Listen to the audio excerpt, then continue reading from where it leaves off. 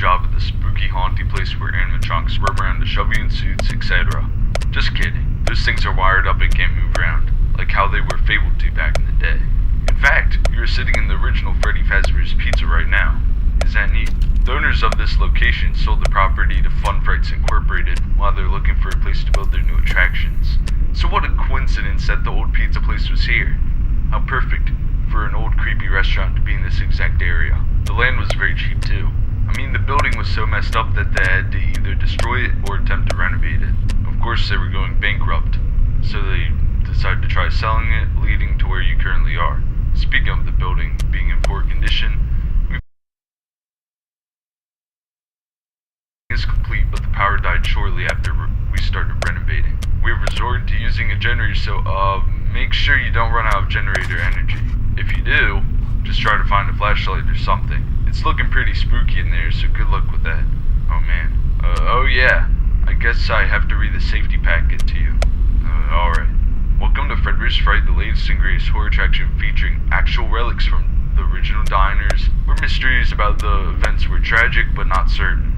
In case of any sort of injury or harm inflicted by an animatronic occurs, we are not to be held responsible, as it is your own fault doing so. If the chance of a person has turned up missing or has a fatal event happened within our premises, the location of that event will be cleaned up after the attraction's running hours, blah blah blah. What a bunch of nonsense. I mean, I could understand injuries if someone was just plain old dumb with our equipment, but to die in our building, that's ridiculous. Our animatronics should be just fine. Anyways, let's finish up on how you have to work the place. So to your left, you have a big old door thing from the old Freddy Fazbear's Pizzeria. It's used to close off guests while they're playing the flashlight game next to your office. It makes a cool transition from when they leave the game and enter the office. And finally, to your right, you have a false vent that you can shut once the guests have exited. We don't want them coming back through, or something like that? I don't know. Alright, I'll leave you to it now. See you on the flip side.